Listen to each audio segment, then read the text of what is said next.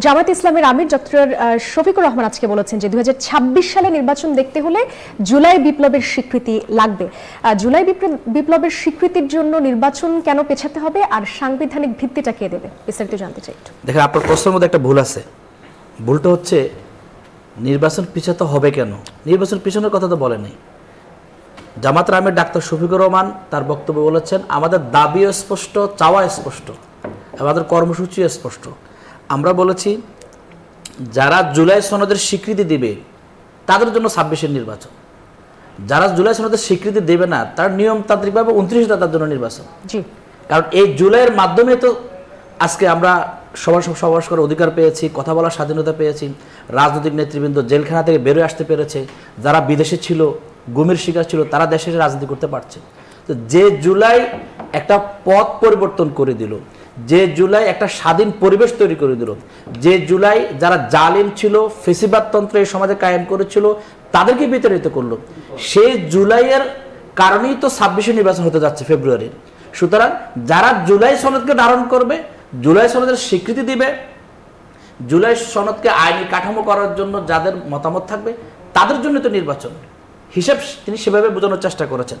আর যারা জুলাই সনদের স্বীকৃতি দিতে চাচ্ছে না তাদের জন্য নির্বাচন হতে পারে না, তাদের জন্য সেটা 29 সালে নির্বাচন হবে।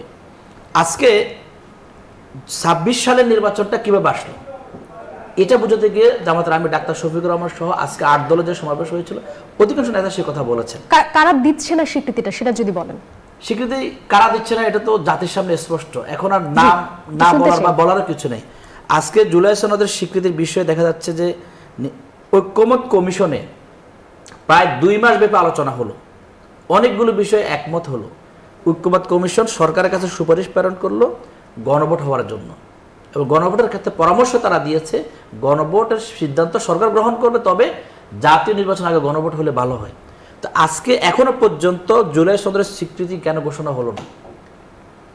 এই স্বীকৃতি বাস্তবায়নের ক্ষেত্রে ঐক্যমত কমিশন বলল জুলাই সনদ বাস্তবায়ন একটা ঘোষণা হবে, সেই ঘোষণার মধ্যে গণভোট কখন হবে, কিভাবে হবে তার একটা টাইম ফ্রেম দেওয়া থাকবে।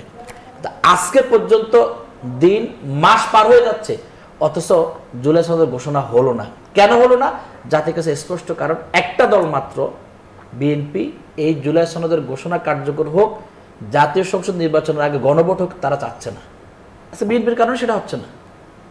এবং ইতিমধ্যে আমি লক্ষ্য করছি, আমি গত 3 দিন বিভিন্ন টকশোতে গেলাম, আমার বিএনপির বন্ধু যারা ছিলেন প্রত্যেকে বলেছেন যে বিএনপির গণভোটে রাজি হওয়া ঠিক হয়নি। জি, বিএনপি কেন চাচ্ছে না সেই উত্তরটা আমরা রাজি হয়েছে 3 মাস পরে, কিন্তু ঐক্যমত কমিশনের যে 31টি দল বেশিরভাগ দল গণভোটে রাজি হয়ে গেল, বিএনপি রাজি হতে সময় লাগালো 3 মাস।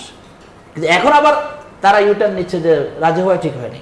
তারা আইন দেখায়, আদালত দেখায়, সংবিধান দেখায়, অথচ শেখ হাসিনাকে পতনের ক্ষেত্রে সংবিধান মেনে কি পতন হয়েছে?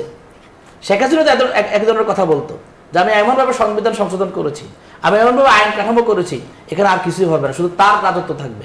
তো সেখানে তার পতন হয়েছে। সুতরাং আওয়ামী ফ্যাসিবাদের পতন কোনো আইন দিয়ে হয়নি, কোনো সংবিধান দিয়ে হয়নি, কোনো দাঁড়িয়ে কাঠামো দিয়ে হয়নি, জনতার ঐক্যবদ্ধ প্রতিরোধ হয়েছে। এখন সেই জনতাই চাচ্ছে জুলাই সনদের আইনি ভিত্তিটা রচনা হোক। আজকে জুলাই যোদ্ধা যারা, জি আপনারা আবারও আসবো, আমরা একটু হাবিবার কাছে যেতে চাই। জি, জুলাই সনদের আইনি ভিত্তির মাধ্যমে